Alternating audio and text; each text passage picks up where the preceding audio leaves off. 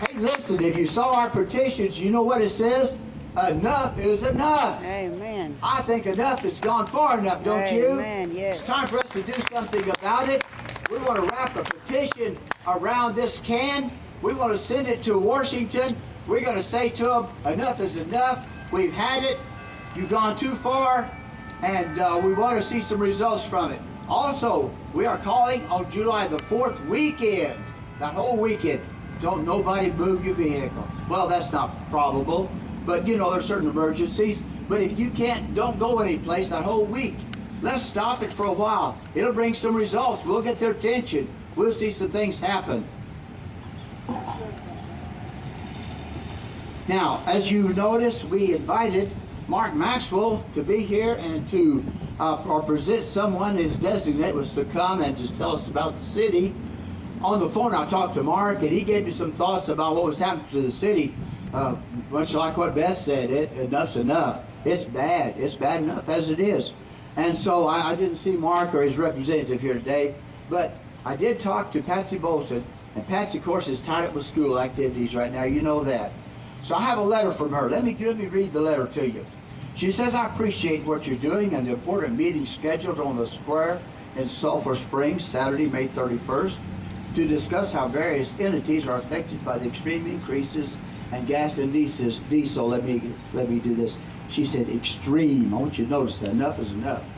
I will be unable to attend the meeting, but want to share information regarding how the Sulphur Springs Independent School District budget is being impacted by these high prices. According to Larry Finney, Director of Transportation, fuel costs have increased from $2.43 in August 2007 to $3.89 May 15, 2008. This represents a 62% increase in 9 months. Sulphur Springs ISD has 42 bus routes, which transport 1,600 students, 2,700 miles daily. School buses in good mechanical condition get about 8 miles per gallon of diesel, so approximately 338 gallons are needed for a daily route. Now, below is a comparison of fuel costs. August 2007, $147,780 annually. Now, that's for a year. May 2008, annually, from $147,000 to $236,000 annually. In addition to regular bus activities, bus routes, bus travel, 95,000 miles are during the 2007-2008 year for field trips, extracurricular activities. With the $3.04 average cost of diesel during the year, the total cost was about $36,100. And to add to the district's cost for next year's school, the Texas University Interscholastic League placed Sulphur Springs ISD in a U7 member school district that will double the mileage required of good roads while it competition even in 2008 to 2010. With these extra miles, the projected cost for 2008 and 2009 at the extracurricular activities of $3.89 per gallon, additional cost of $92,388. Using very conservative estimates, the projected fuel cost for Sulphur Springs ISD transportation at current prices could easily be increased by $150,000. There's no way to predict what might possibly happen in the future with prices.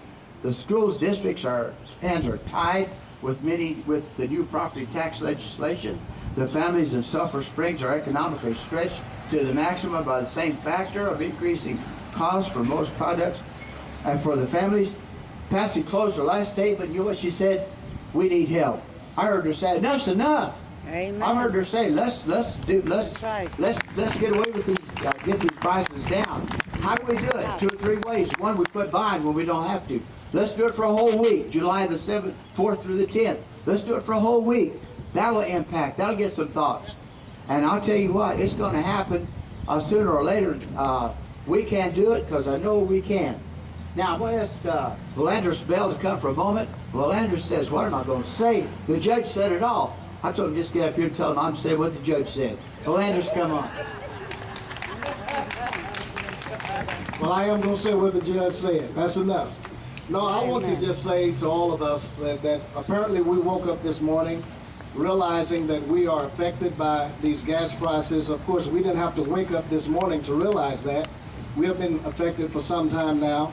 It looks as if our current administration is not listening. They're not wanting to hear the voice of the people.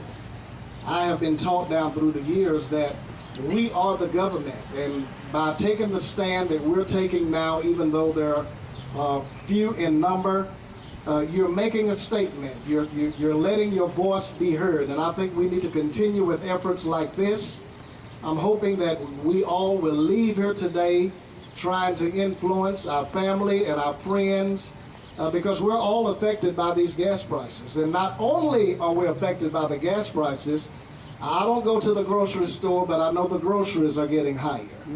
Our electric bills are going to get higher this summer because we have to cool ourselves. Yes. So there are so many things that are being affected. I listened to Cletus and Beth, how they were speaking of how the county is being affected, and of course the school board and the city is listed on this flyer that you have.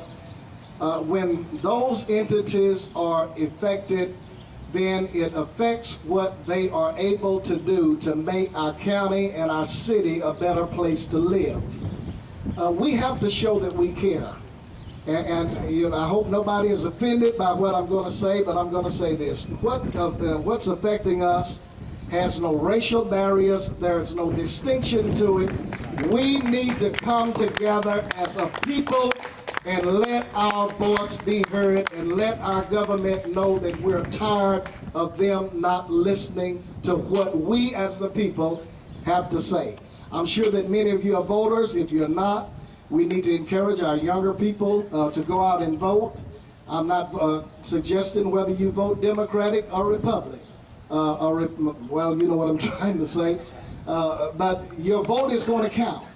And if you are like most of us, you have to admit that you are tired of the same of our current administration, and the only way we're going to make a difference is go to the polls in November and let our voice be heard through that vote.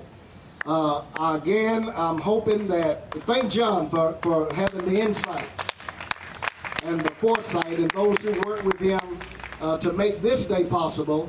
Yes. And I'm hoping that July 4th, you say? July 4th.